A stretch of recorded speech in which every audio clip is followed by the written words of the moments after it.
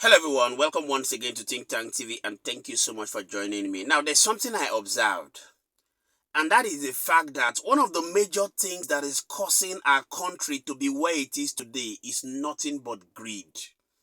You would agree with me that regardless of how even a blind man can see the failures of President Bola Tinubu, there are still people that are coming out to support him because of what they are benefiting directly from the government. Yesterday, on Channels Television, Elrufai was interviewed with Shôcking where he went ahead to disintegrate some of the failures of President Bola Tinubu. Categorically, he said that President Bola Tinubu has failed woefully, and that the worst case scenario for President Bola Tinubu in the forthcoming election is for him to come out third. He went ahead to also allege that President Bola Tinubu is also paying terrorists. He said a lot that has caused some reactions on the political wave in Nigeria. Swiftly reacting to this, the FCT minister, in person of Chief Barrister Nyesom Wike, has conducted a press interview stating that he bets Elrufai that President Bola Tinubu was going to win the presidential election landslide, and that though Elrufai is his friend, Elrufai goofed in his prediction that President Bola Tinubu was going to come out third, that he should have gone ahead to predict who will come out first and second, and I just laughed. Now, before I show you that video, I'd like you to take a look at the words of Nyesom Wike in the early hours of today that has also sparked reactions on the internet before I come back to give you my own thoughts about it. Figure out the pathway for Bola Tinubu's presidency in 2027, him winning the 2027 election, that there might be a runoff election, and in that runoff, that Bola Tinubu definitely will not be first or second, that is going to become distant third. Okay. But also, you understand them. You see, Elrufai, my friend, when he failed in this mathematics, he goofed. He would have completed his term telling us, since I know Tinubu will come third, he shall also provided who will be first and second. You see how he failed the mathematics lab. How did you arrive at who would be third? Then you will not arrive who will be first and second. Can't we assume that he knows that his projected ADC has come? You should have come out to tell us. You see, one thing I like about Elrufai is that he speaks his mind. But sometimes speaking your mind, say the one that is correct. In this one, I'll put a bet if he agrees. If Tinubu does not win this election squarely, I'll put a bet. You see, I watched him, he said they should go and ask Jonathan. No two persons are the same. No two persons are the same. The mere fact you were able to survive that, succeed in that of no need, you can do that. We are also here too.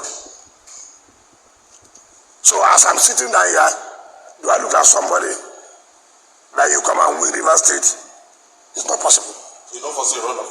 Which runoff? With who? Which runoff with who? Let me tell you. You see, what you have is complain.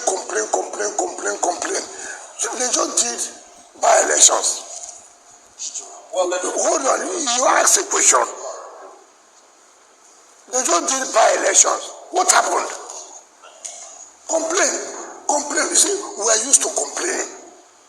I have told you, I don't like excuses. What I cannot do, what I cannot achieve, I will tell you, this is not possible. It's not possible. People are just, you see, people are accusing research. I was watching.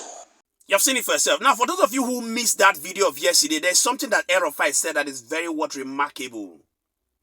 He said that an 83-year-old man approached him and told him that ever since he began to experience democracy in Nigeria, every government always comes with an intention to do good, even if they finally do not do good for Nigerians. But this is the only President Bola Tinubu's government that did not have any good intention even before they came. All they are interested in is packing monies. Yes. Now, still on the failures of President Bola Tinubu's government, I'd like us to take a look at an interview that was done by Aljazeera, who went ahead to interview some terrorists in northern Nigeria who have gone ahead to explain how lucrative the terrorism business has become, who are bandits. They came out to explain how terrorism and banditry has obviously disintegrated into our society, and obviously very difficult for it to be called by the Nigerian military. Take a look at this video before I come back to give my thoughts about it. We arrive at our meeting point with bandit leaders. Men and boys, some of them as young as 12, take up positions in the surrounding bushes and on higher ground. The gang leader Abu Radde, in his 30s, too shy to face the camera, delegates the responsibility of talking to us to another kingpin. When we're wronged, nobody takes time to hear our side of the story. The security forces and locals will attack, and we respond with even deadlier force. After hundreds of deaths among both civilians and armed gangs, a delicate truce is now holding in Bazari Area Council. Sustained military pressure forced them to negotiate a truce. Unlike other places, there is no thick forest here for them to hide. Here, and in neighboring Jibia Council area, the fighters have a bigger motivation to push for a ceasefire. We make a lot here mining gold. There are a lot of benefits. Farming communities in these areas are beginning to recover. 90% of our community are living in peace. We sleep well. Before, some of us has to leave their houses in the afternoon or in the night, in the evening time. They have to go to bush and sleep in the trees. Northern Nigeria has been rocked by banditry for more than 10 years, the past 6 being the bloodiest. A recent attack claimed the lives of 32 worshippers inside a mosque here in Katsina State. The conflict began with clashes between farmers and herders over land and water resources. But a failure by past Nigerian governments allowed it to escalate to full-blown conflict. Many people are into this banditry. It is so localized to the extent that you cannot even establish who is with the bandit and who is not with the bandit. In the first 6 months of this year alone, more than 2,000 people were killed. Millions of dollars in ransom have been paid. In areas where the peace deal is holding, locals have returned to their farms, looking forward to a bountiful harvest.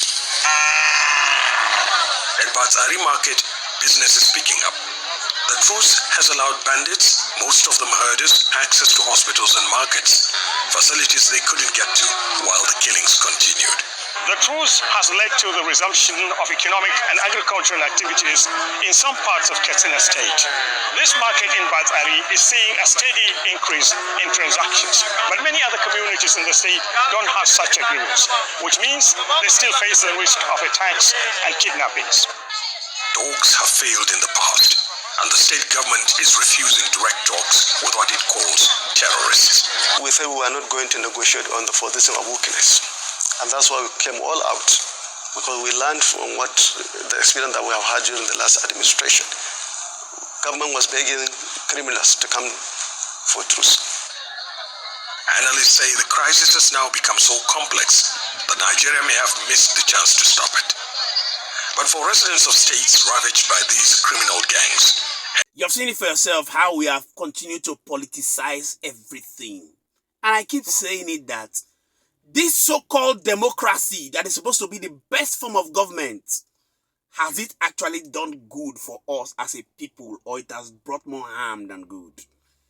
Because you can see how far things are obviously degenerating. And the government, for me, is obviously very insensitive. As a matter of fact, amid all this crisis, we still have Nigerian government coming to say they are increasing the cost of international passports. For me, that is like resolving issues from the branch. They think that that's going to be curbing what we call the Japa syndrome. It's very laughable. People are spending 17 to 20 million to leave the shores of this country.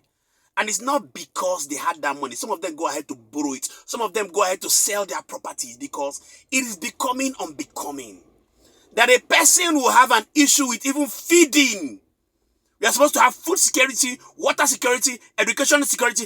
Even if you're not paying for the fuel subsidy, at least let us have subsidies on food, on water, on education, on medicals, on lights. But no, they will not do these things. All they are interested in is their kleptocratic tendencies on how they will pack money. And I begin to wonder, all these monies they are packing, where and when are they going to be spending it? Look at Buhari has been sent to RIP today. If he ever believed that all the money was gathering as a president, would obviously one day be sent to the trash. Will he ever continue to gather the money was gathering? We must understand that no matter what we're doing, there is what is called the universe.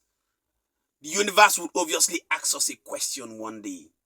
And if we have done good for our people, then we'll be obviously there to answer right. But if we have not, the truth is that we'll one day answer what we are able to use the power and the monies that we have access to do in this country. We'd like you to do your best to drop your thoughts in the comment section. Tell us what you think about the words of Elrufai and the reaction from Nyesom, Wike, the FCT minister, and we shall continually be here to serve you. Many thanks indeed to all our viewers and returning subscribers. We truly don't take it lightly. My name again is Moses and this is Think Tank. See you on our next video. Bye for now.